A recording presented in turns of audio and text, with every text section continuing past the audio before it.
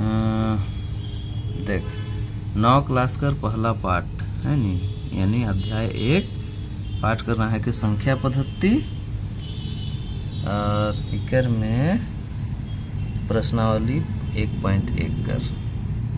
पहला सवाल है कि नहीं, क्या शून्य एक परिमेय संख्या है? क्या इसे आप p बाई क्यू के रूप में लिख सकते हैं जहां p और q पूर्णांक है और q बराबर 0 नहीं है? तो इसका उत्तर है हाँ। देखो, सबसे पहले जानना है परिमेय संख्या क्या है।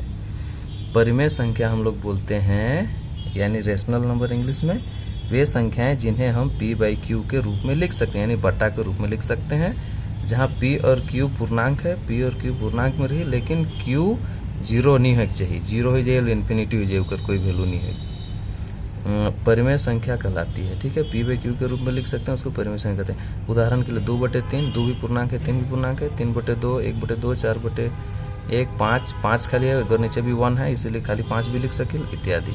यानी 2/0 नहीं लिखल जाएगा, अगर नीचे 0 हो जाए इन्फिनिटी हो जाए, यानी अनंत। और 0/1 बराबर 0 होता है। कोई भी चीज़ को यानी नीचे इस तरह से 1 रहेगा, 2 रहेगा, 3 रहेगा, पूरा ऊपर में 0 है तो उसका मान 0 ही होगा।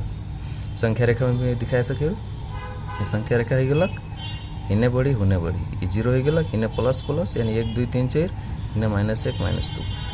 तो संख्या में रेखा में जिसको दिखाते हैं उसको परिमेय संख्या बोलते हैं। इसमें माइनस भी हो सकता है, प्लस भी हो सकता है। तो इसका उत्तर है हाँ, शून्य एक परिमेय संख्या है, क्योंकि इस संख्या रेखा पर हम प्रदर्शित कर सकते हैं, यानी किया जा सकता है, और इससे p बाई क्यू के रूप में लिखा जा सकता है।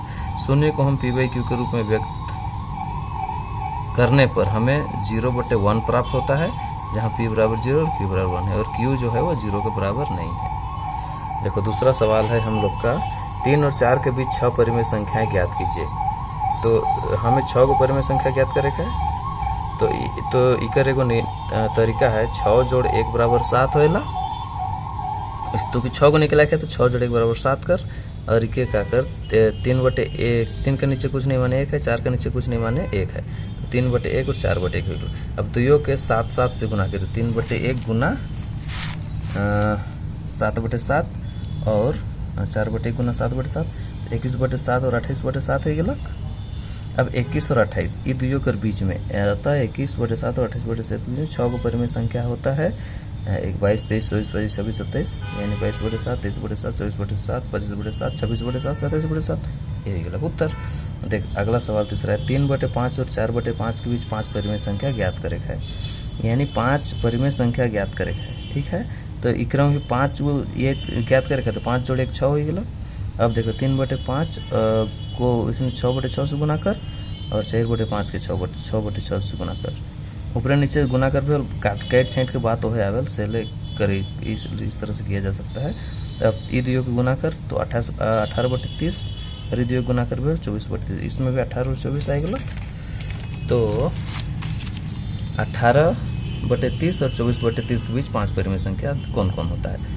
तो हो गया 19, 20, 21, 22, 23, यानी 19/30, 20/30, 21/30, 22/30 और 30/30, ये गलत आंसर। अगला देखो, नीचे दिए गए कथन सत्य है या असत्य, इसका कारण के साथ उत्तर दीजिए। यानी पहला है, प्रत्येक प्राकृतिक संख्या एक पूर्ण संख्या होती है। प्राकृतिक संख्या जो है वो पूर्ण संख्या होती है। ये सत्य है क्या? सत्य है। तो ये सही है, क्योंकि पूर्ण संख्या में सभी प्राकृतिक संख्या शामिल है। पूर्ण संख्या में सभी प्राकृतिक संख्या, क्योंकि देखो, प्राकृतिक संख्या बोलते हैं 1 2 3, जो 1 से स्टार्ट होता है, 1 2 3 4 5 6, वो प्राकृतिक संख्या। पूर्ण संख्या मतलब जो 0 से स्टार्ट होता है, 0 को अगर इसमें शामिल कर ले तो पूर्ण संख्या होगा, 0 1 2 3 4 5 6। तो इसीलिए ये सत्य है, क्योंकि पूर्ण संख्या में सभी प्राकृतिक संख्या शामिल। देखो, पूर्ण संख्या में प्राकृतिक संख्या तो शामिल ही है। देखो, दूसरा बोलता है, प्रत्येक पूर्णांक एक पूर्ण संख्या होती है। देखो, पूर्णांक एक पूर्ण संख्या होती है। पूर्णांक किसको बोलते हैं? पूर्णांक में जो है ना, माइनस से लेके प्लस तक जाएगा, यानी -3, -2, इन्हें भी है बहुत सारा, -4, -3, माना इधर भी अनंत तक जाएगा, उधर भी अनंत तक जाएगा। इसमें माइनस भी इंक्लूड है और प्लस भी, -3, -2, -1, 0, 1, 2, 3 चलते जाइए। ये पूर्णांक किसको बोलते हैं? यानी प्रत्येक पूर्णांक एक पूर्ण संख्या होती है। तो ये गलत है, क्योंकि पूर्णांक में ऋणात्मक संख्या शामिल है, माइनस वाला भी शामिल है, लेकिन पूर्ण संख्या में ऋणात्मक संख्या शामिल नहीं होती है। इसीलिए प्रत्येक जो पूर्णांक है वो पूर्ण संख्या नहीं होती है। तीसरा है, देखो, प्रत्येक परिमेय संख्या एक पूर्ण संख्या होती है। ये गलत है, क्योंकि प्रत्येक परिमेय संख्या जो है प्रत्येक परिमेय संख्या में अन्य कई प्रकार की संख्या आती है जिसको पूर्ण संख्या प्रदर्शित नहीं किया जा सकता है, क्योंकि परिमेय संख्या में माइनस से लेकर प्लस तक, इसमें माइनस और प्लस सब इंक्लूड हो जाएगा। ये परिमेय संख्या में दोनों हो सकता है, लेकिन पूर्ण संख्या में सिर्फ प्लस से होता है, इसीलिए असत्य है, क्योंकि परिमेय संख्या में अन्य कई प्रकार की संख्या आती है जिसको पूर्ण संख्या में प्रदर्शित नहीं कर सकते। चलो पहला वाला पार्ट 1.1 खत्म हुआ।